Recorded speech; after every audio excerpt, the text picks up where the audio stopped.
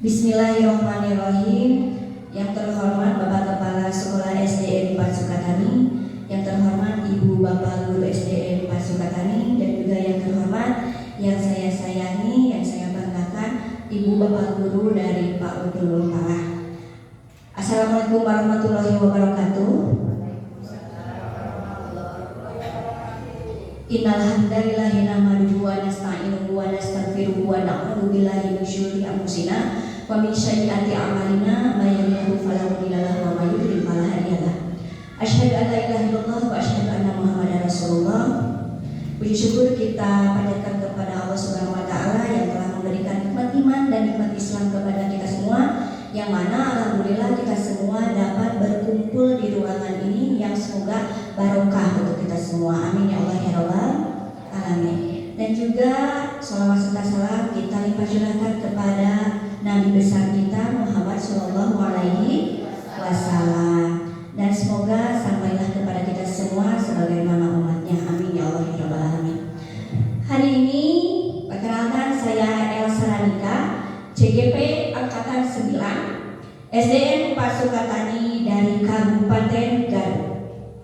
Di sini saya akan menyebarkan pemahaman dan penerapan pengalaman tentang budaya positif atau sering disebut dengan diseminasi. Nah, jadi ini adalah diseminasi, penyebaran pemahaman terhadap budaya positif. Kalau saya menyebutkan tentang budaya positif, sebenarnya apa yang terbesit dalam benak ibu bapak tentang budaya? Apa itu budaya? Kebiasaan, boleh? Apa lagi? Kebiasaan, budaya. Kalau dibilang pembiasaan, kalau positif berarti budaya yang baik, ya. Nah, di topik modul 1.4 ini, ya, kebetulan saya telah mempelajari tentang disiplin positif dan nilai-nilai kebajikan, teori motivasi, hukuman dan penghargaan, keyakinan kelas, kebutuhan dasar manusia, dan 5 positif kontrol, juga segitiga restitusi. Nah, sebelum itu kita jargon dulu, ya, boleh? Agar semangat dan tidak tegang, terutama saya yang tegang. Oke, ada jargon SDN 4 Sukatani, sudah pada tahu ya? Jargon SDN 4 Sukatani. Wow, cerdas. Wow, keren, asyik. Ya, boleh ya. Bapak Ibu guru harus semangat ya, seperti murid-muridnya juga. Kita memberikan budaya positif terhadap murid. Bagaimana cara penerapannya? Nah, dilihat dulu, si murid lihat dulu kepada kita. Ibu guru oke hararepa, jadi anak termotivasi dengan kita. Ya, seperti itu. Yuk, mulai. Jargon SDN 4 Sukatani. Wow, cerdas. Wow, asyik ya. Nah, ini adalah yang akan saya paparkan, ibu bapak. Nah, ini disiplin positif. Di sini ada teori kontrol Paul Kesleo, ya. Kalau kontrol itu Paul Kesleo, ya. Dan ada teori pilihan dari William Glasser. Nah, Anda tidak bisa mengontrol orang lain, hanya diri Anda saja yang bisa mengontrol diri sendiri, ya. Lalu makna disiplin di situ ada belajar kontrol diri dengan menggali potensi kita agar tetap tercapai tujuan mulia, yaitu sesuatu menjadi seseorang yang kita inginkan berdasarkan nilai-nilai yang kita hargai. Juga ada semua perilaku memiliki tujuan, baik itu teori motivasi, ada 3 ya, dan nilai kebajikan universal yang akan kita pelajari hari ini. Juga 5 poin kontrol, kita itu termasuk kemana? Kita itu apakah guru yang suka menghukum kalau anak-anak tidak disiplin? Ataukah kita sebagai pembuat rasa bersalah? Ataukah teman? Ataukah pemantau? Atau manajer? Nanti kita akan membiasakan di sini di sekolah ini, kalaupun ada anak yang bermasalah atau tidak disiplin, kita akan menggunakan segitiga restitusi. Apa itu segitiga restitusi? Yang telah saya pelajari kemarin dan telah di video ya bersama Bu Nisa dan Bu Intan. Kemarin ada kasus kelihatan sabda. Nah, ya yaitu sabda sama anak yang bermain saat pembelajaran. Nah, itu juga kasus ya, sebenarnya itu juga masalah gitu. Nah, nanti kita akan memperbaikinya dengan segitiga restitusi ya. Dan juga ada 5 kebutuhan dasar manusia: bertahan hidup, penguasaan kasih sayang dan rasa diterima, kesenangan dan kebebasan. Kita lanjutkan. Nah, coba ibu dan bapak sekarang kepalkan tangannya.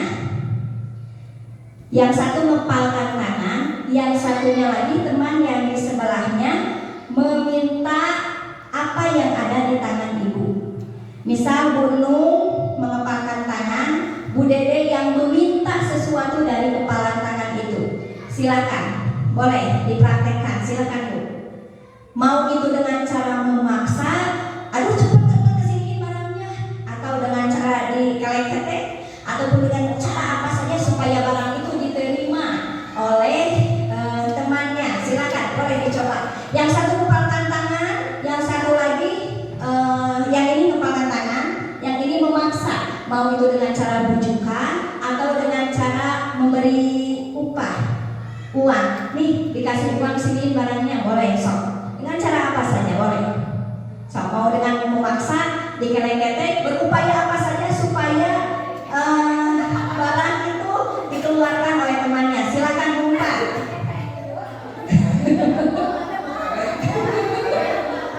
Nah, lalu sekarang dari kepalan tangan itu apa yang terjadi? Silakan Bu Intan bisa kondisikan dari kepalan tangan tersebut. Apa yang terjadi? Ayo buka. Apa yang ibu rasakan saat kepalan itu dipaksa dibuka? Semakin erat. Apa lagi? Tidak mau memberikan. Apa lagi? Semakin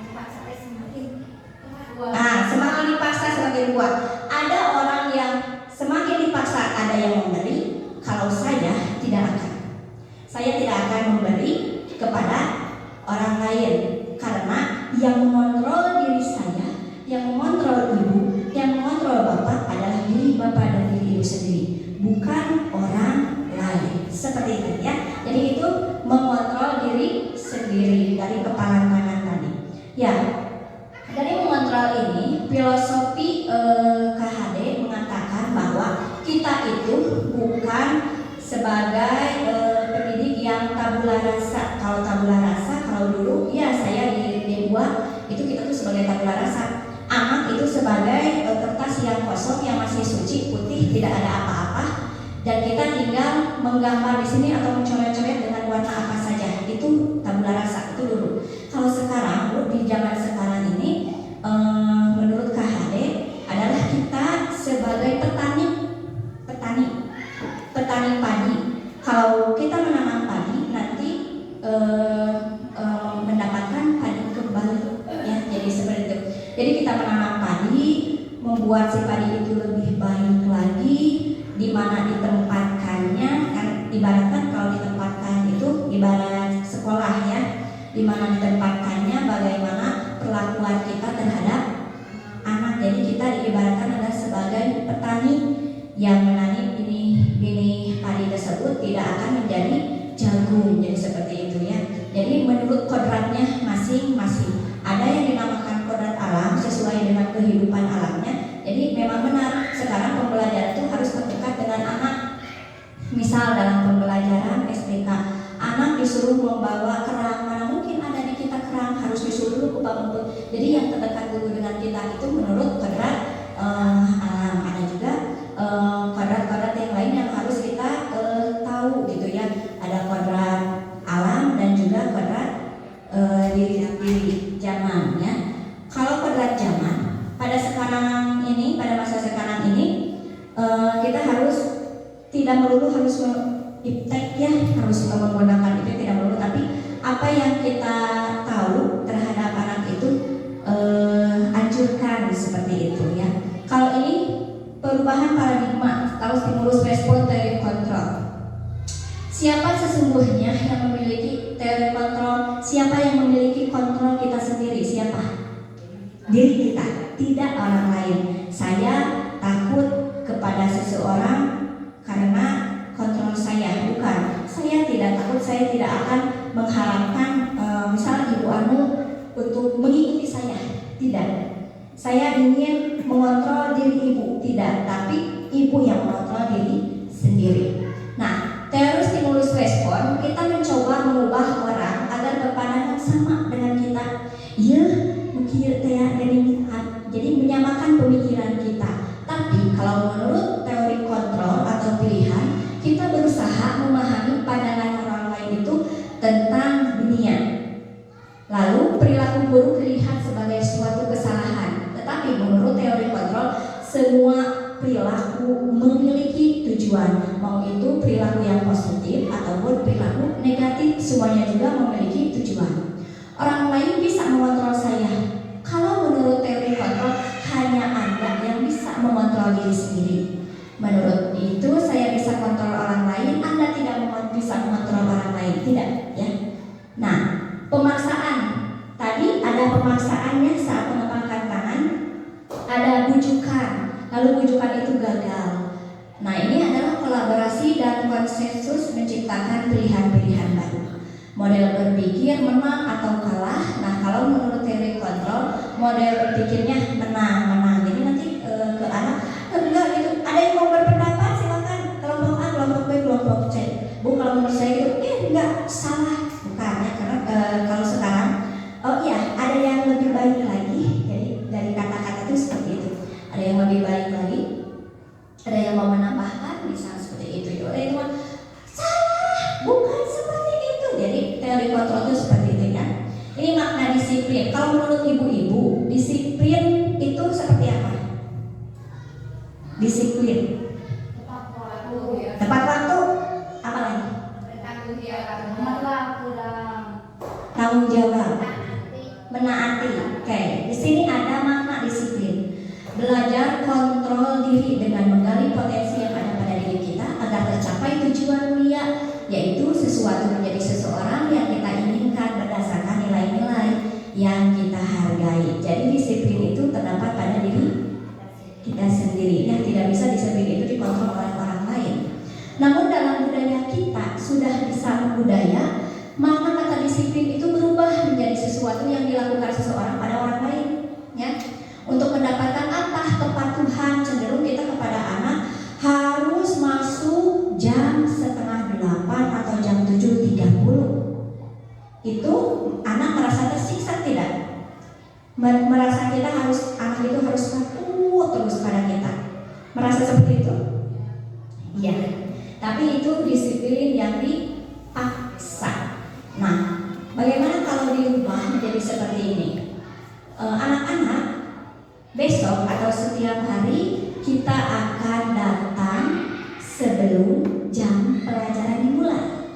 Jadi 15 menit sebelum jam pelajaran dimulai, Bapak Ibu guru beserta anak-anaknya sudah sampai di sekolah. Bagaimana kalau seperti itu? Nah, enak ya. Didengarnya pun enak, jadi anak tidak merasa terpaksa, ya. Ini. Jadi anak merasa dihargai dan tujuan-tujuan kita itu untuk mendisiplinkan anak itu akan berhasil, ya.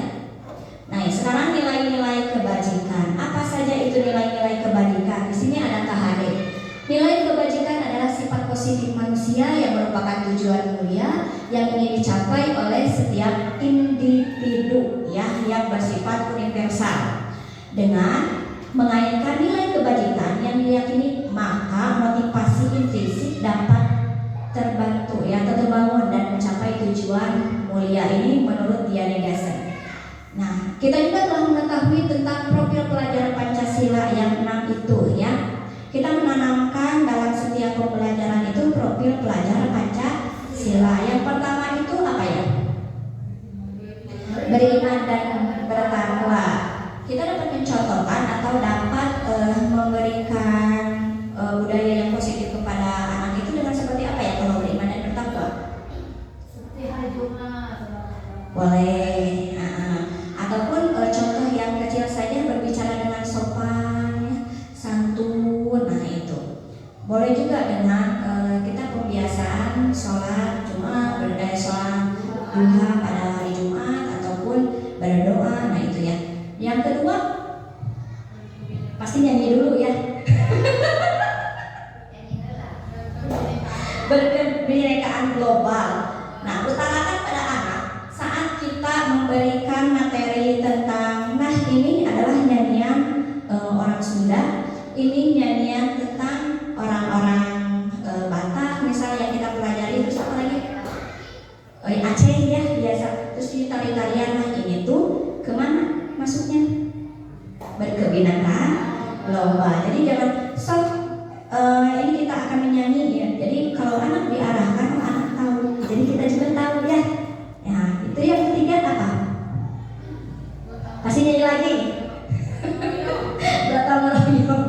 Biasakan di dalam kelas itu anak bergotong royong atau tidak juga dengan tiket melulu ya. Jadi dengan kerja kelompok juga anak jadi ikut bergotong royong. Jadi susahnya turunkan anak kita seperti ini. Kalau diskusi kan ada anak yang agak bisa baca atau yang jadi yang heterogen, yang hanya sendiri. Jadi kita gabungkan dengan anak yang bagus. Ya, dalam arti kata ini anak tuh nggak monoton gitu, yang dengan yang biasa-biasa aja jadi disatukan. Nah untuk apa? Agar mereka merasa terangsang. Jadi anak yang tidak suka itu mereka terangsang. Kadang di kelas 2 juga yang belum bisa baca, kalau dia diarahkan peran mereka ya oleh kita, ayo nak, peran kamu adalah menulis di papan tulis. Itu buat anak yang tidak bisa baca tulis. Nah bawa bukunya, tulis di board. Jadi semua anak berperan aktif yang kita mengarahkannya gitu. Jadi jangan cuma mengemukakan saja tapi tidak diarahkan. Anak akan cenderung diam gitu, tapi diskusi, tapi yang diskusi cuma satu orang, yang kedepannya juga cuma satu orang gitu ya. Jadi kita harus mengetahui karakter anak yang unik ya. Kita tidak harus tahu 32 ini harus bagaimana ya, tapi kita harus tahu karakter anak. Misal karakter anaknya yang auditori, yang hanya bisa mendengar. Kalau di PAUD kan anak kunamanya itu anak hanya bisa kalau belajar itu hanya bisa mendengarnya saja ada. Anak ada yang visualnya saja ada yang kinestetik. Kalau di kelas 2 itu kalau dilihat kebanyakan yang kinestetik apa? Dia belajar dengan cara melaksanakannya. Jadi seperti kemarin saya hanya menyebutkan seperti ini. Anak-anak besok membawa buah-buahan satu orang satu. Padahal saya akan membuat anak-anak itu dengan barang itu harganya berapa, hanya cuma itu saja dan nanti dikelompokkan. Tapi ada anak yang kreatif, Bu, sambil ngerujak ya, itu ide anak yang kreatif, tidak, bukan kita yang mengarahkan ya, yuk orang ngerujak enggak, tapi seperti itu. Jadi di dalam pembelajaran itu, dalam satu pembelajaran itu ada nilai-nilai positifnya buat anak. Jadi seperti itu ya. Kita lanjut. Sekarang teori motivasi, hukuman atau penghargaan. Ini saya baru tahu. Semakin saya menggali ilmu, semakin saya ikutan diklat, semakin ketahuan kekurangan yang ada di dalam diri saya. Saya merasa, oh saya tahu, saya guru, udah 17 tahun, saya tahu dari pengalaman. Nah, tapi kita diarahkan kemana sini. Kalau ikutan diklat itu, kita jadi semakin tahu kekurangan kita itu seperti apa. Semakin menggali ilmu, semakin banyak kekurangan kita. Itu yang saya rasakannya. Kalau ibu-ibu yang mungkin sudah hafal ya, sudah tahu kekurangan dan kelebihan masing-masing. Tapi ini saya baru mengetahuinya. Di mana motivasi perilaku manusia seperti ini untuk menghindari ketidaknyamanan atau hukuman. Apa yang akan terjadi apabila saya tidak melakukannya? Ini motivasi eksternal. Motivasi itu ada dua, ada eksternal dan ada internal. Nah, untuk mendapatkan imbalan, misalnya untuk menghindari ketidaknyamanan atau untuk mendapatkan imbalan dari orang lain, misal anak, saya sukakan di depan. Siapa yang tahu ini? Karena anak melihat embel-embel uang, itu kadang anak gara-gara uang itu saya harus bisa, saya harus menjawab. Itu baik dalam jangka pendek. Kalau dalam jangka panjang, nih saya terus-terusan ngasih uang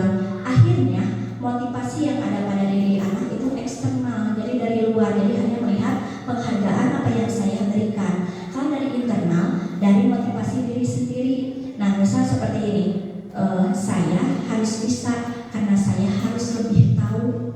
Nah itu mulai dari diri sendiri, itu motivasi dari internal, jadi dari mereka sendiri, dari hati ya Bu ya. Nah lanjut, sebagai seorang guru, ini saya mau nanya ya, jawab kita jujur-jujuran aja ya. Sebagai seorang guru, saat Anda hadir mengajar di kelas tepat waktu, motivasi apa yang mendasari tindakan Anda? Apakah Anda datang tepat waktu karena tidak ingin ditegur oleh atasan Anda dan kemudian mendapatkan surat peringatan? Kalau kita tidak ya, mau 1 kali 2 kali terlambat tidak ada teguran. Kenapa? Bapaknya baik.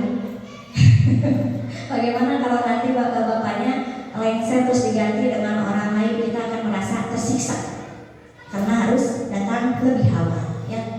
Atau Anda ingin mendapatkan pujian dari atasan atau mengharapkan penghargaan sebagai karyawan atau guru berprestasi, atau mendapatkan imbalan, atau Anda ingin menjadi orang yang menghargai waktu. Coba mama jujur-jujuran aja, sifat bapak dan ibu guru. Iya, ingin menjadi orang yang menghargai waktu karena waktu itu tidak akan datang lagi ya. Seperti nasi yang sudah menjadi bubur tidak akan kembali lagi. Terus apa lagi? Anda percaya tindakan Anda sebagai guru akan dicontoh oleh murid-murid Anda? Percaya tidak? Kalau kita datangnya tidak lebih awal, itu maka murid-muridnya akan lebih siang lagi ya. Kalau di kita seperti itu. Tapi kalau saya lihat sekarang, kalau zaman dulu saya masih kecil, masih ada anak-anak yang suka datangnya ngehajat terlambat. Kalau sekarang dilihat tidak, saya kesini jam 7.15, anak-anak sudah senang. Itu merupakan budaya positif ya di kita. Nah, manakah motivasi yang paling kuat yang mendasari tindakan Anda, atau bahkan kombinasi dari dua motivasi itu? Karena saya ingin dihargai dan saya juga ingin menghargai waktu, atau hanya satu saja? Yang mana?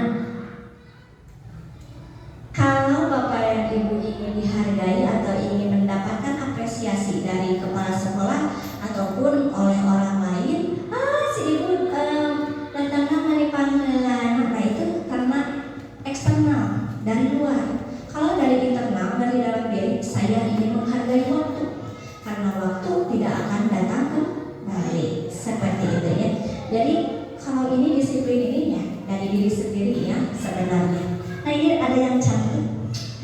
Bila di sekolah Anda tidak ada peraturan yang mengharuskan guru datang tepat waktu dan tidak ada surat teguran bagi guru yang datang terlambat dan tidak ada atasan yang memuji Anda, apakah Anda akan tetap datang tepat waktu? Apakah Anda akan datang tepat waktu? Kalau misalnya jam 7.30 kita masuk, berarti kita dari rumah jam berapa? Jam 7.30.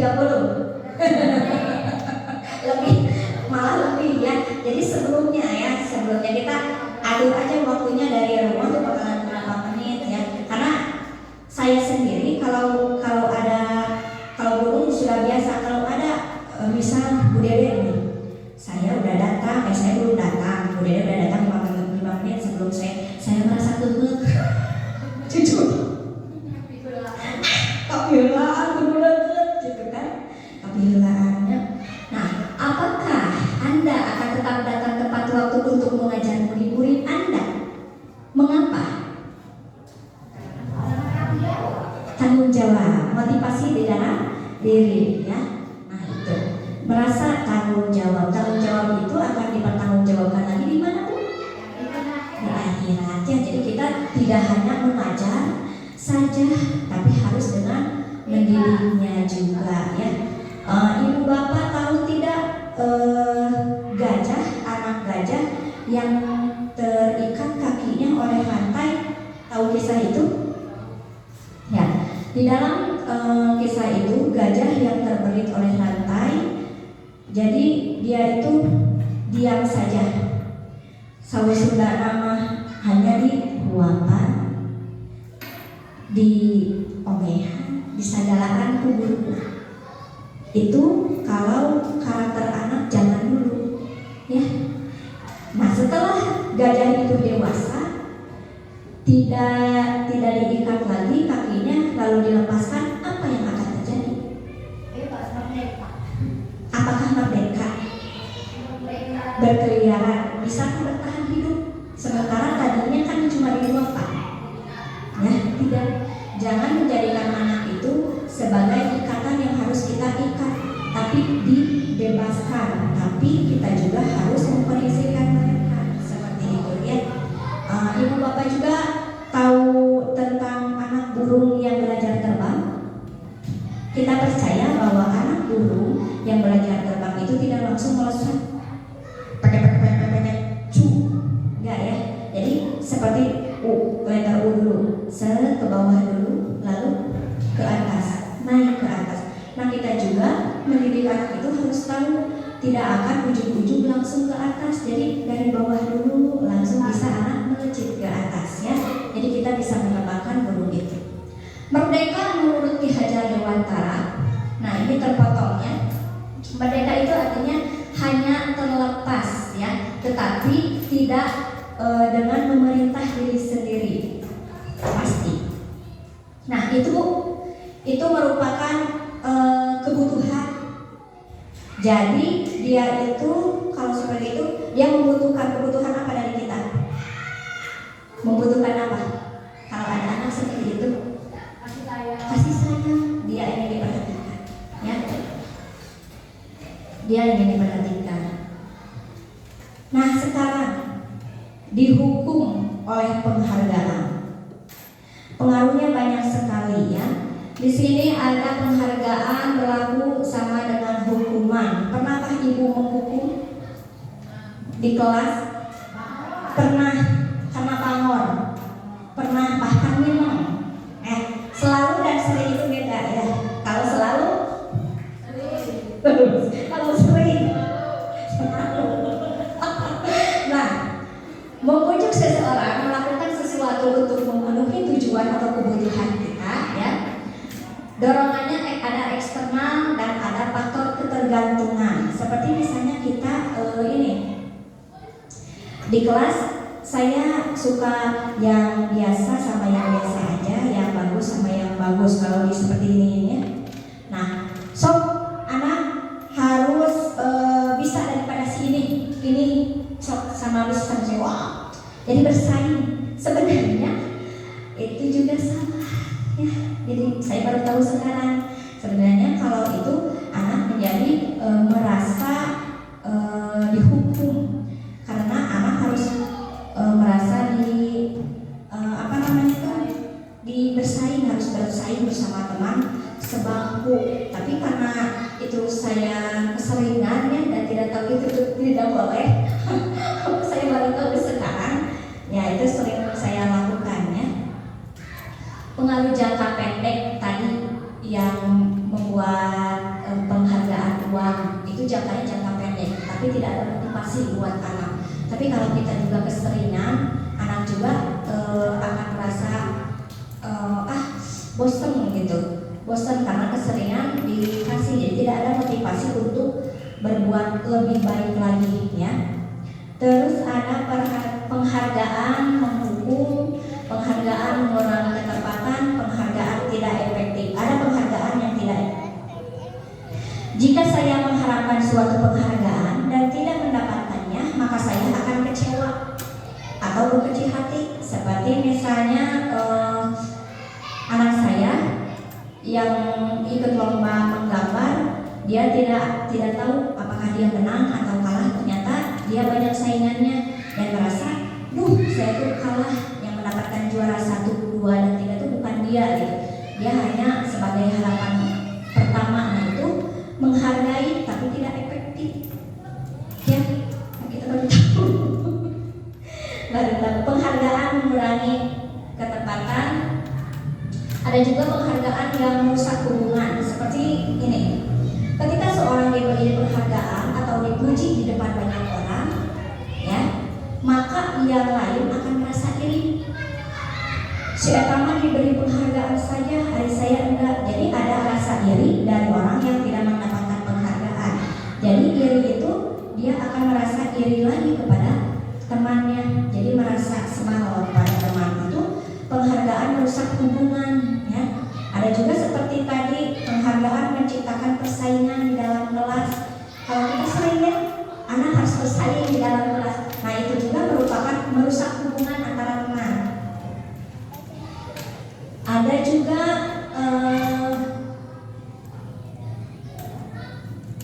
penghargaan menurunkan kualitas ada ya. Nah penghargaan menurunkan kualitas itu seperti kita memberikan penghargaan kepada anak yang mempunyai nilai lebih ya. Seperti berikut ini, pengamatan dilakukan oleh sekelompok mahasiswa yang sedang bekerja praktik. Dia yang bekerja praktik sering mampu atau bekerja dengan tepat dan cepat, kemudian dibayar ya. Dibayar karena dengan dibayar itu jadi mahasiswa itu hanya kemampuannya di situ-situ saja, sementara mahasiswa atau siswa yang tidak dibayar kemampuannya ingin melejit melebihi orang itu merupakan menurunkan kualitas. Jadi menurunkan kualitas yang selalu diberi penghargaan ya. Kalau kita kebingungan ya harus memberikan penghargaan seperti apa kepada anak ya, kita ini aja mau penghargaan secara jangka panjang atau jangka pendek ya, dilihat dari sana saja. Bentuk program kebajikan dalam memberikan apresiasi atau pengakuan perlu diingat beberapa hal. Satu, berikan pengakuan secara khusus kepada anak bahwa anak itu bisa. Terus beri pengakuan secara pribadi. Terus berikan pengakuan kepada semua murid secara bergantian. Misal kalau di saya di kelas 2, siapa yang datang lebih awal? Saya, Bu. Nah itu kan bukan bergantian, silahkan pimpin doa. Nah, itu secara bergantian kan akan memimpin doa. Tidak hanya melulu seorang KM saja yang untuk memimpin. Jadi semua anak juga bisa untuk memimpinnya. Beri pengakuan secara konsisten. Anak-anak kalian hebat, tapi jangan hebatnya jangan hari ini, besoknya lagi gitu ya. Semua anak itu hebat, jadi anak itu akan terangsang bahwa saya itu hebat. Dan fokus pada proses sebagai pendidiknya. Lalu ini contoh atau apresiasi kebajikan. Misal pembukaannya seperti ini. Kemarin saya perhatikan ya, guru itu supaya suka berbicara seperti itu. Saya menghargai, sebenarnya nilai kebajikannya itu biasanya karena kita peduli terhadap temannya, atau situasinya pada saat kamu membantu teman-temanmu di tugas kelompok. Lanjut, terima kasih. Nah, nilai kebajikannya rasa tanggung jawab. Situasinya pada saat kamu memungut kertas-kertas yang berserakan di lantai, anak-anak tiba-tiba memungut sampah di lantai tanpa kita ayo bawa tidak, tapi mungut. Nah itu kita harus ada rasa terima kasihnya. Oh terima kasih ya nak. Nah seperti itu. Tapi kalau menurut kita itu herbal biasa ya. Tapi kalau menurut anak itu, anak merasa dihargai. Ya lanjut. Kalau seperti ini, kalau ini menurut Bapak Ibu, hukuman atau konsekuensi tindakan guru, kamu harus mencatat 100 kali di dalam buku. Kalimatnya seperti ini: saya tidak akan terlambat lagi karena terlambat ke sekolah. Sok tulis dalam bukumu 100 kali. Apakah ini menghukum atau konsekuensi? Apakah ini hukuman atau konsekuensi? Hukuman. Oke, yang kedua, karena anak terlambat datang sekolah atau karena alasan apapun, silakan lari mengelilingi lapangan basket 2 kali karena kamu telat. Hukuman atau konsekuensi? Hukuman. Tidak ya, kita tidak ada seperti ini ya. Paling anak terlambat langsung dimasukkan ke dalam kelas, lalu seperti apa? Mengikuti pelajaran kita. Nanti di pas anak-anak mau istirahat, kita bilang ke anak, tadi kamu terlambat ya 15 menit, lalu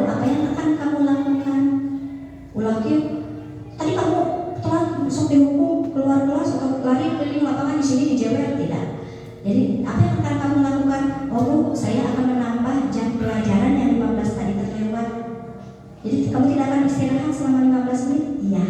Nah itu dia yang dilakukan. Terus murid diminta untuk push up 15 kali karena tidak menggunakan masker ke sekolah. Hukuman atau konsekuensi? Hukuman. Menggantikan kertas tugas teman yang dicoret-coret.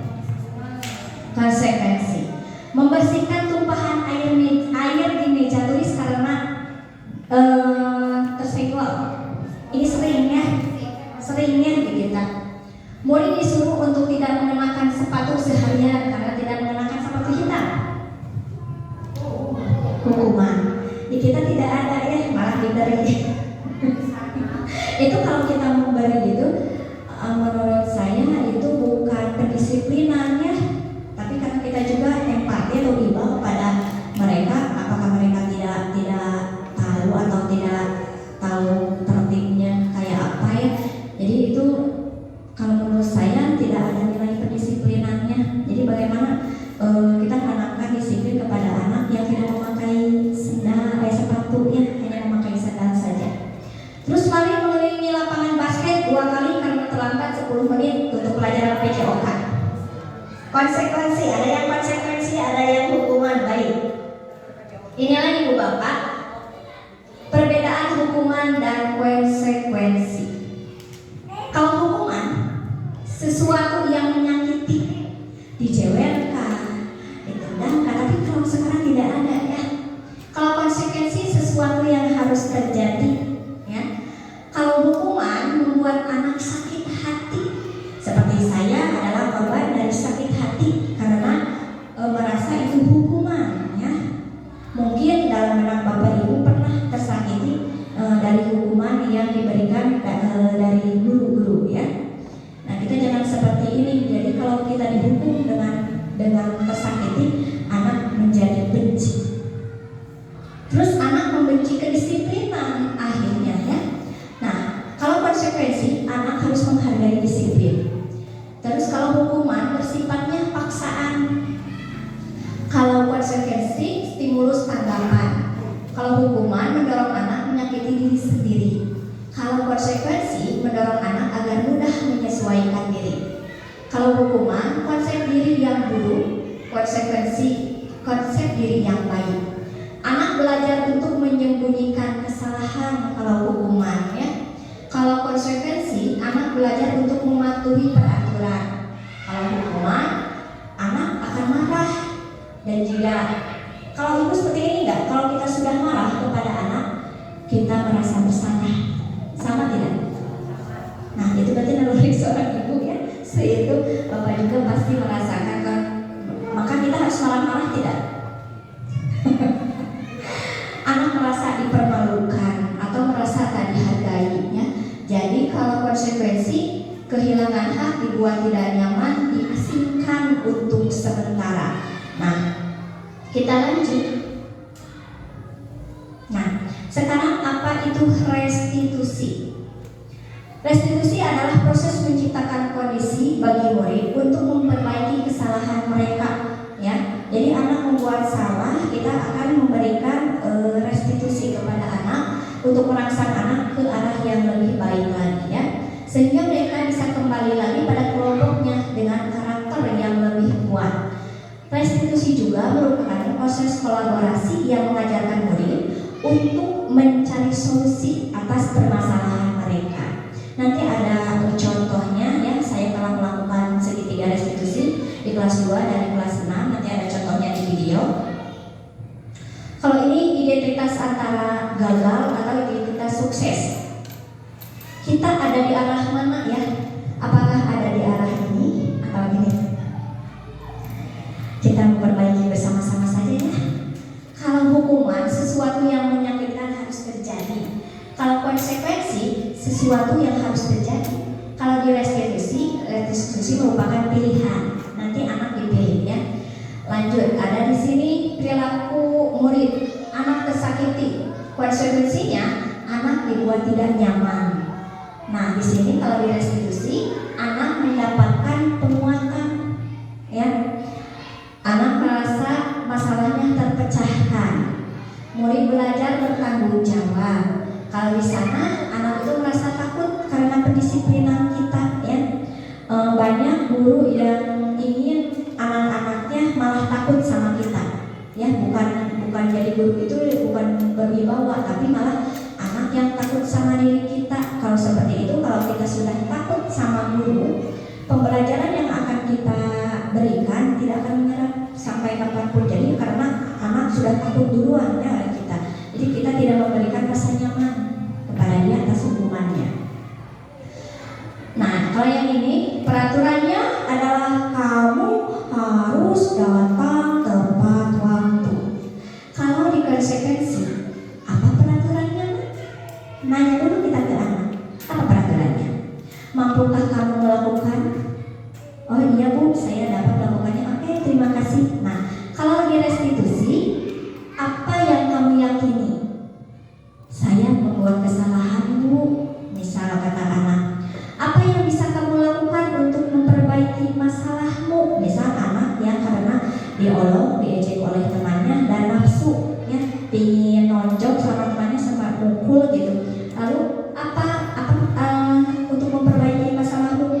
Saya tidak akan cepat emosi, saya akan meredam emosi. Jadi akan meredam emosi kita, ya. Jadi anak itu dirangsang untuk disiplin positifnya dari diri. Jadi bukan kamu tidak boleh emosi. Jadi dirangsang dulu apa keyakinan kita, gitu ya, keyakinan kelas. Masuk lagi.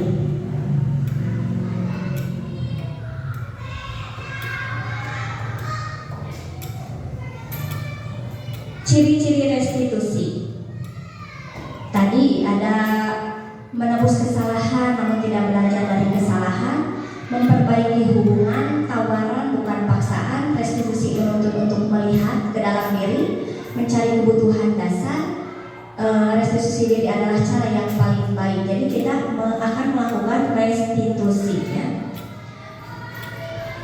Selanjutnya, sekarang keyakinan kelas. Nah, Bapak Ibu, kalau mendengar keyakinan kelas, kalau yang sudah Bapak Ibu temukan di platform Merdeka itu apa? Ada yang temukan keyakinan kelas? Peraturan kelas atau itu tata tertib kelas. Kalau tata tertib siapa yang buat? Sekolah siapa yang buat? Kita, guru-gurunya saja. Itu tata tertib. Kalau di keyakinan kelas atau kesepakatan kelas, yang membuat itu kita bersama murid. Jadi usahakan nanti kita ada fotonya atau videonya sedang membuat keyakinan kelas. Nanti seperti ini. Kalau yang telah dibuat di kelas 2 kemarin itu pernah membuat kesepakatan kelas, tetapi ternyata keyakinan kelas itu ada nilai disiplinnya. Jadi di kembali kepada keyakinan kelas, jadi tidak kesepakatan kelas gitu. Nanti di kelas Bapak Ibu bisa seperti ini. Kita melihat dulu kesalahan anak, masalahnya dulu apa. Misal di kelas seringnya ada anak yang terlambat atau bolos saat jam pelajaran, atau ada yang bermain saat jam pelajaran, atau tidak mengerjakan tugas saat PR tidak dikerjakan, atau tugas-tugas di sekolah tidak dikerjakan. Nah, setelah dilihat dari permasalahan tadi itu, buat kita kesepakatan dengan anak-anak, mari membuat keyakinan kelas, kesepakatan kelas. Nanti kita akan pajang di kelas seperti tata tertib itu. Kalau tata tertib kan istilahnya mengatur. Kalau keyakinan kelas ini anak dan kita yang buat, jadi anak tidak akan merasa terpaksa karena ini aturan yang kita buat bersama, ya. Nanti ibu bapak bisa membuat keyakinan kelas. Setelah membuat, nanti dipoto buat platform Merdeka. Ya, jadi nanti saya membuat itu, nanti di bawahnya kan ada dokumentasi. Misal dari kelas 5 nih, ini dokumentasi keyakinan kelas dari kelas 5, ini kelas 2, kelas 3. Nah, jadi kita akan kembalikan kepada platform Merdeka, ya. Jadi saya baru tahu, dilihat dari orang-orang yang sudah, ternyata bisa disusun bersama. Kita menyusunnya bersama, tapi di bawahnya dengan dokumentasi yang berbeda, gitu ya.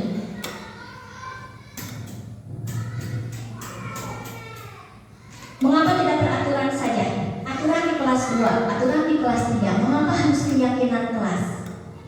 Mengapa kita memiliki peraturan harus menggunakan helm bila mengendarai kendaraan roda 2? Biar apa? Biar selamat. Nah, mengapa kita memiliki peraturan 3M, menggunakan masker, mencuci tangan, dan menjaga jarak? Mengapa? Untuk apa? Buat kesehatan, menghindari kuman. Boleh. Mengapa kita memiliki peraturan harus datang tepat waktu saat mengikuti pelatihan? Gitu ya. Jadi, nah ini adalah peraturan atau yang kita sepakati ya. Untuk mendukung motivasi intrinsik, kembali ke nilai-nilai keyakinan lebih menggerakkan seseorang dibandingkan mengikuti serangkaian peraturan.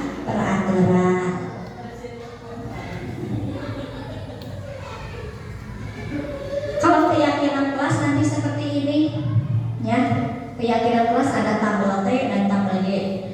Kita mah gini aja, jadi nanti di kelas bikin keyakinan kelas. Nah, kalau itu misal anak yang tidak mengerjakan tugas, kita harus tanggung jawab terhadap tugas. Nah, seperti itu kata-katanya.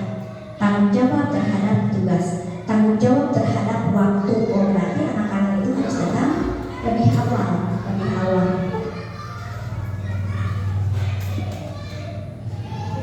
Nah, seperti ini kegiatan pendalaman tabel T dan Y ya. Kalau datang tepat waktu tampak seperti sering hadir terlambat ya.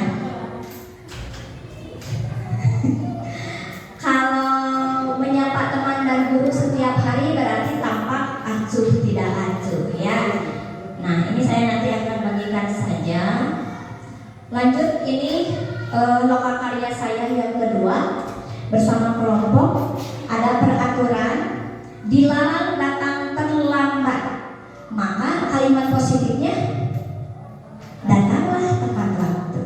Maka nilai kebajikannya tanggung jawabnya atau menghargai kena waktu. Kalau dilarang berbicara kasar, kalimat positifnya bicaralah dengan santun. Jadi kalau ke anak, ya inilah kalimat positif ya yang diingat. Di PAUD juga bisa ini ya. Terus dilarang membawa HP, gunakan HP dengan bijaksana. Kalau yang keempat dilarang mencoret-coret dinding, jagalah kerapihan kelas. Nah, ini ada nilai-nilai kebajikannya. Belajarlah dengan tekun ya. Kalau anaknya tidak tekun. Kalau saling dilarang mengejek teman, kita harus saling menghormati. Ini bisa. Nah, ini kalimat positifnya buat di keyakinan kelas nanti ya.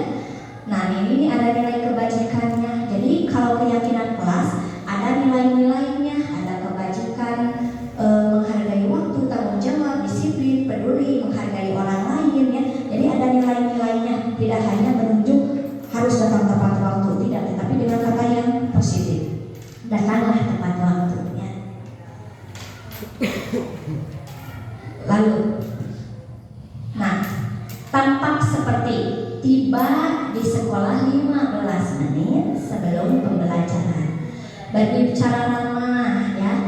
Kalau tidak tampak berarti sok terlambat ya. Kalau berbicara dengan ramah berarti bicaranya suka kasar ya. Ini kalau ini yang Y.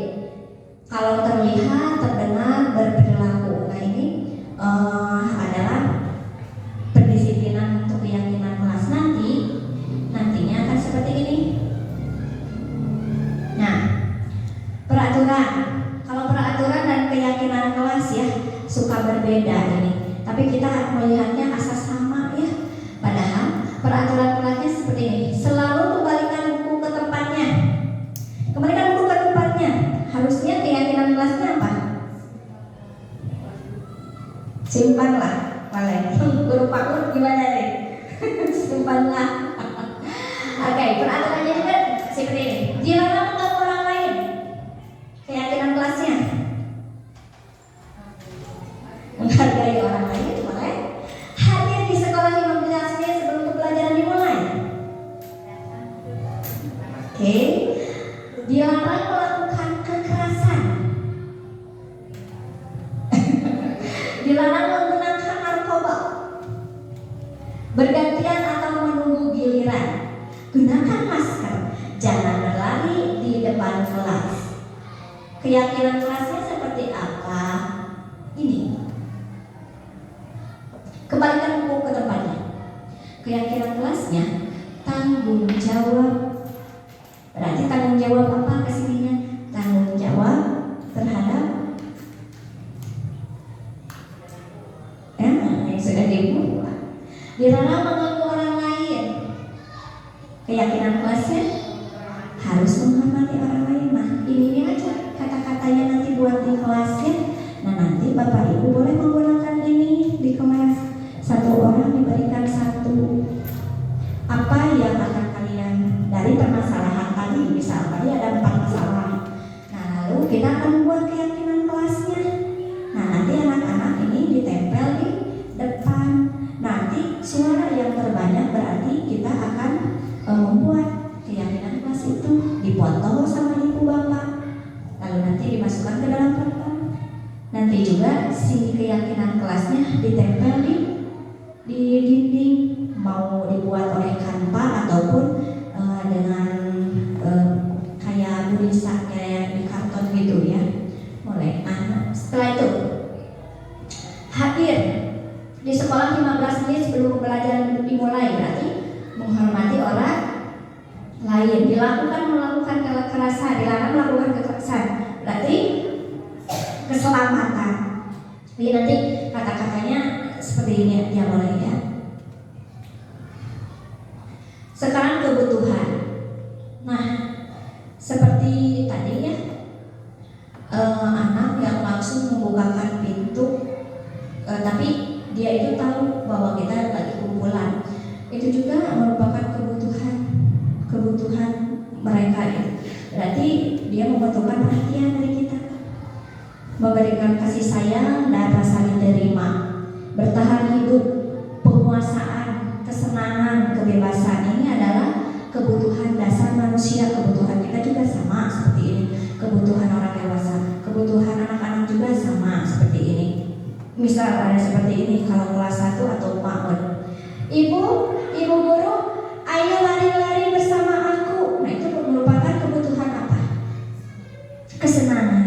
Jadi anak itu membutuhkan kesenangan. Kalau seperti ini, bagaimana? Ibu setelah lari dengan ibu rasanya capek, tapi aku sayang sama ibu. Berarti kasih sayang. Atau seperti ini, Bu, aku bosan menggambar terus di kelas, aku ingin keluar. Berarti mereka membutuhkan kebutuhan apa?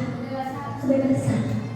Ya, jadi kita harus mengetahui kebutuhan dasarnya dulu dari anak-anak. Nah, nanti kita bisa mengendalikan, atau bukan mengendalikan tapi mengarahkannya. Sekarang 5 solusi kontrol. Nah, ada motivasi guru berbuat, berkata.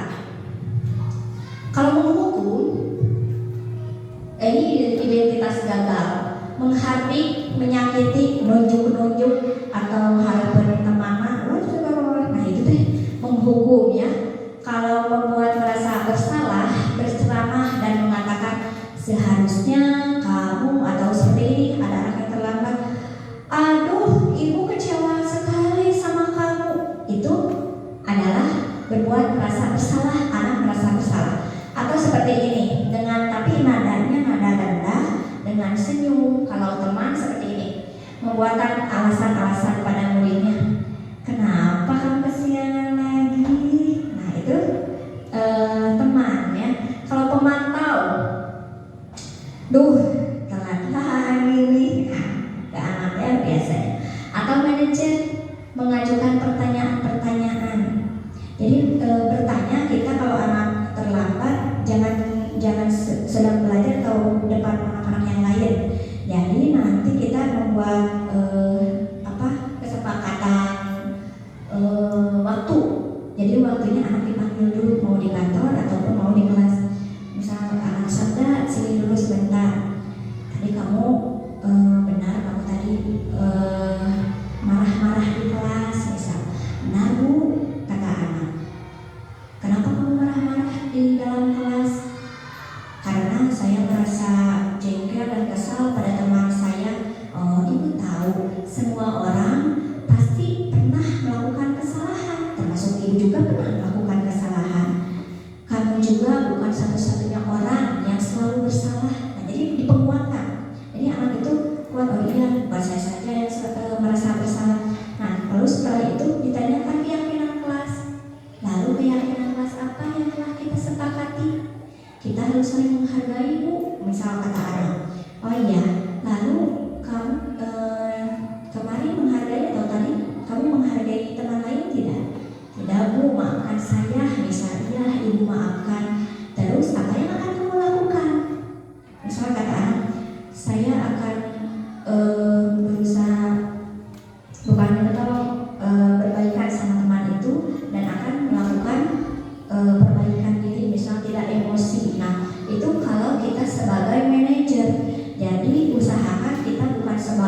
penghukum, pembuat merasa bersalah, kamu ya, atau teman pemantau, tapi kita harus di sini posisi kontrol kita menjadi manajer kepada anak-anak. Apa yang kita yakini, apa yang kita bisa kerjakan, menguatkan pribadi. Murid meletakkan dirinya sebagai individu positif. Jadi anak pas datang lagi ke kelompoknya, rasa bersalah itu anak bisa memperbaikinya, bukan malah ditunjuk-tunjuk lalu dihukum. Jadi anak merasa terus bersalah dan kita juga merasa terus bersalah. Kalau udah marah-marah itu biasanya saya suka minta maaf langsung kepada kelas 2. Kalau misalnya saya marah seperti rasa bersalah tuh ada.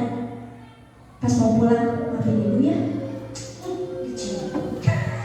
Tapi bukan cium untuk ini ya, kalau ke anak perempuan bukan saya suka gitu. Tapi saya merasa menyayangi sebagai anaknya.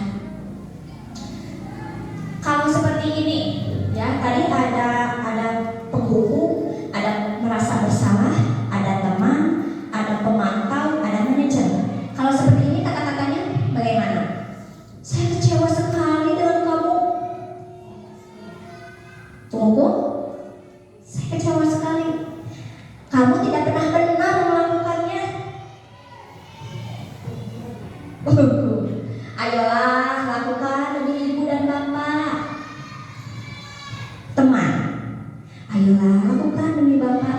Apa kamu mendapatkan stiker bintang hari ini? Hah? Bagaimana kamu bisa menyelesaikan masalah ini? Manajer, kamu selalu yang paling terakhir mengumpulkan tugas. Penghukum boleh. Kita lihat cek di sini. Ya, kita sudah berapa nih yang benar? Saya kecewa sekali dengan kamu, pembuat merasa bersalah. Ibu mau kecewa, kesambet. Nah itu anak akan merasa bersalah. Kalau kamu tidak pernah benar melakukannya, berarti kita sebagai penghukum. Ayolah lakukan demi ibu. Demi ibunya oma ulah itu beli ya, kita teman. Kalau apakah kamu mau mendapatkan stiker pemantau? Bagaimana kamu bisa menyelesaikannya? Manajer. Jadi ini kita harus seperti manajer ya di dalam pengkondisian atau berkata terhadap anak. Jangan seperti saya adalah orang yang dibenci dulu, tapi saya tetap kuat, teguh untuk tidak seperti itu ya. Jadi apa yang mereka dengar tidak seperti yang terlihat seperti ini ya. Sekarang segitiga restitusi. Di sini kita pertama akan tampilkan identitas. Misal anak ada yang bersalah, jangan langsung marah-marah, bawa dulu anaknya. Nah ini BK kan BK selalu ada ruangannya, atau kalau tidak ada kita di kantor saja ya. Menstabilkan identitas, lalu validasi kebutuhan, lalu menanyakan keyakinan. Nah ini namanya restitusi. Segitiga restitusi ada di platform BK juga. Cuma saya mengarahkan pemahaman lagi ya kepada guru-guru sudah membuka platform BK-nya dan aksi nyatanya juga sudah. Nah sekarang menstabilkan identitas. Setiap orang pasti pernah melakukan kesalahan seperti tadi ya yang saya bilang, semua orang pasti pernah melakukan kesalahan. Kamu bukan satu-satunya orang yang pernah berbuat salah, misal kepada anak seperti itu. Nah, kalau validasi kebutuhan, kamu tentunya punya alasannya kenapa kamu berbuat seperti itu. Misal kata anak, ya bu, saya jadi mau menghargai diri sendiri, jadi ingin menang gitu ya, membela diri misal ke anak. Adakah cara yang lebih efektif? Ada bu, misal seperti apa? Saya tidak harus emosi. Nah ya, lalu kita tanyakan keyakinannya. Oke, nilai-nilai apa yang kita telah sepakati tadi di keyakinan kelas? Ya bu, kita harus saling menghargai. Maafkan saya ya bu, saya tidak menghargai. Misal seperti itu. Kamu ingin menjadi orang yang seperti apa? Saya akan kalau ininya istilahnya tidak menguasai emosi, tidak dikuasai oleh emosi, misalnya diri saya. Nah seperti itu. Nah itu adalah segitiga restitusi. Nah, jadi kita sebelum membuat segitiga restitusi ini, alangkah baiknya kita melakukan keyakinan kelas dulu di dalam kelas masing-masing gitu. Jadi ketahuan nih anak yang membuat masalah, jadi harus seperti apakan gitu ya. Nah, harus seperti ini dengan adanya segitiga melalui segitiga restitusi. Jadi tidak melulu, nanti ada videonya, boleh dilihat di YouTube saya. Ada videonya Viola sama Sarda. Nah, padahal itu benar-benar terjadi ya Bu. Saya sering berkolaborasi dengan guru-guru yang lain menanyakan di kelas bagaimana, seperti apa gitu ya untuk pembelajaran saya. Ini untuk menstabilkan identitas. Nah, misi takutnya pusing. Nah, guru ini berkata, berbuat salah itu hal yang manusiawi. Wios salah mah biasa. Misalnya seperti itu. Tidak ada manusia yang sempurna ke anak ini untuk menstabilkan identitas. Kalau untuk validasi kebutuhan, guru berkata, kamu bisa saja kan melakukan hal yang lebih buruk. Iya Bu, saya bisa saja menonjoknya, atau saya bisa saja membawa kancingnya sampai rusak. Makanya kan anak kadang seperti itu. Atau kamu pasti punya alasannya mengapa kamu melakukannya. Nah, ini termasuk kepada validasi. Kalau apa yang penting bagi kamu itu juga validasi. Kamu boleh tetap berusaha menjaga sikap itu, tapi tambahkan sikap disiplin lainnya, ya seperti itu. Nah, menanyakan keyakinan. Apa nilai yang kita percayai di sekolah atau di kelas kita? Nilai-nilai apa saja yang telah kita sepakati di dalam kelas? Nah, kelas yang ideal itu yang seperti apa sih? Ya, anak-anak juga kalau dilaksanakan seperti ini, kalau dengan pertanyaan pemantik dalam pembelajaran juga akan menjawab. Saya malah merasa anak pasti tidak bisa nih kalau saya membuat pertanyaan pemantik, tapi anak bisa menjawab di kelas 2, apalagi di kelas-kelas tinggi ya. Jadi coba dulu kalau dalam pembelajaran itu, dalam pembukaan setelah apresiasi, nah kita lanjutkan ke dalam pertanyaan pemantik untuk masuk ke dalam pembelajaran. Anak juga bisa, pasti bisa.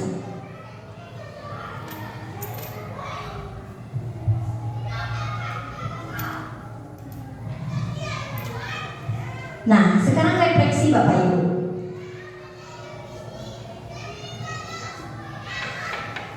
Hal apa yang mengubah paradigma ibu bapak setelah diseminasi yang saya lakukan? Adakah pengetahuan baru buat bapak ibu atau ini sudah biasa-biasa saja nih? Waduh, sudah ada ya. Mudah-mudahan ini bermanfaat ya untuk bapak ibu. Nah, apakah setelah saya diseminasi mengubah paradigma atau pikiran bapak ibu untuk kedepannya, untuk keyakinan kelas, terus disiplin kelas ya, lalu untuk segitiga restitusi seperti itu. Lalu perasaan apa yang muncul mengenai makna disiplin dan motivasi intrinsik yang ada pada diri sendiri? Motivasi apa yang sekarang Bapak Ibu rasakan setelah saya memaparkan pemahaman ini? Berubah jadi Power Ranger. Alhamdulillah. Tepuk tangan apresiasi untuk Ibu 4. Alhamdulillah yang sedang mempunyai motivasi intrinsik ya. Alhamdulillah. Jadi kita berusaha untuk lebih baik lagi, lebih baik terlambat daripada kita tidak sama sekali ya, seperti itu. Alhamdulillah ya. Terus motivasi intrinsik apa yang telah dimiliki sekarang setelah pemaparan saya? Apakah motivasinya hanya ingin misal kemandirian ya, dalam profil pelajaran Pancasila itu kan ada mandiri. Kalau seperti saya menurut saya sudah mandiri dalam hal apa? Misal kalau saya diklat ataupun berbagai hal lainnya, saya tidak perlu ditunjuk-tunjuk oleh Bapak sok ikutan saya, itu saya sudah mandiri karena motivasi intrinsik saya yang kuat ya. Kalau setelah saya memaparkan diseminasi ini, motivasi apa sekarang? Apa eksternal, apa internal? Seharusnya ini instrumen internal ya, dalam diri gitu. Jadi kita harus menghargai diri sendiri, menghargai waktunya juga ya. Jadi apa nih perasaannya yang muncul?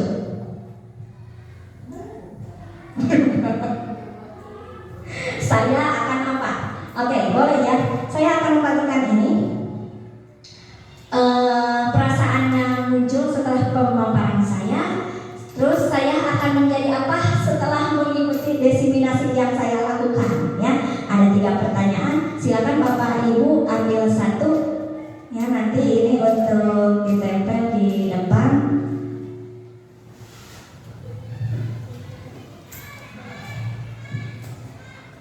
Boleh satu orang satu, ada pulpennya. Kalau nggak ditulis juga boleh dipaparkannya di depan, boleh.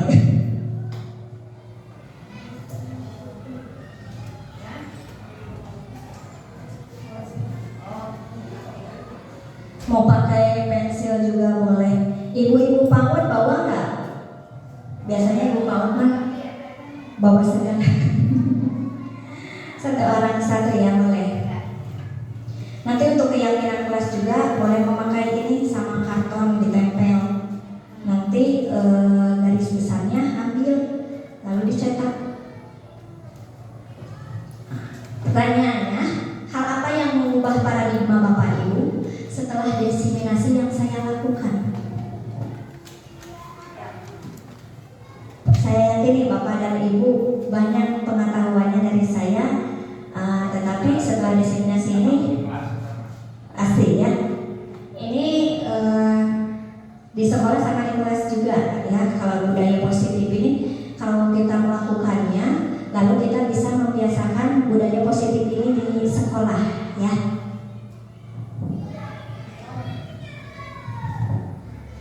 Sudah Bapak Ibu?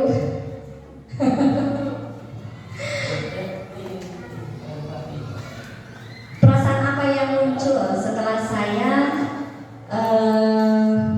mengemukakan disiplin positif ini?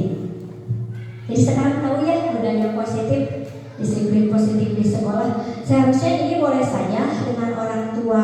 Jadi segitiga restitusi ini bisa dilakukan oleh orang tua di sekolah, di rumah. Kalau oleh guru-guru atau kepala sekolah atau guru BK ini di sekolah. Jadi kayaknya dulu belum ada segitiga restitusi ataupun saya yang tidak tahu, karena yang saya alami ketika saya melakukan kesalahan bukan di restitusi segitiga ini, bukan. Jadi saya merasa terhukum dan teraniaya. Yang ada pada sekarang ini saya merasa benci ya, dan benci itu sudah pupus. Alhamdulillah seiring waktu ya. Yang ketiga, saya akan menjadi apa setelah mengikuti diseminasi ini? Apakah berubah lebih baik ataupun yang biasa-biasa saja atau seperti biasanya saja? Jadi semoga setelah saya memaparkan ini di sekolah kita itu menjadi lebih baik, tidak hanya diri saya pribadi ataupun satu orang dari guru di sini, tetapi semua berbudaya positif. Bahkan kita warga sekolahnya juga, anak-anaknya juga membiasakan budaya positif seperti ini ya.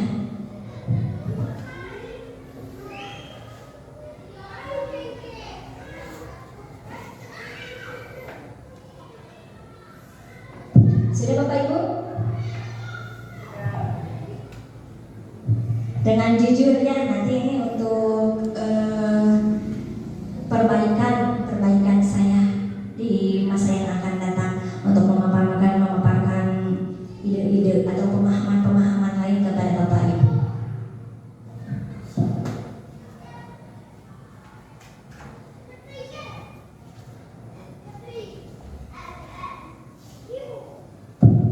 Sudah ya? Sudah sampai 3? Iya. Terima kasih Bapak. Terima kasih Bapak dan Ibu guru yang telah membersamai bersama saya. Semoga ilmu yang saya paparkan bermanfaat dunia akhirat untuk Bapak juga bisa diimplementasikan di kelasnya masing-masing, juga di sekolah kita tercinta SDN Pasukatani. Wabillahi taufiq wal hidayah. Wassalamualaikum warahmatullahi wabarakatuh. Nah anak-anak, sekarang kita akan membuat, kalau kemarin membuat kesepakatan kelas, sekarang membuat keyakinan kelas. Jadi untuk kesepakatan kita ya di dalam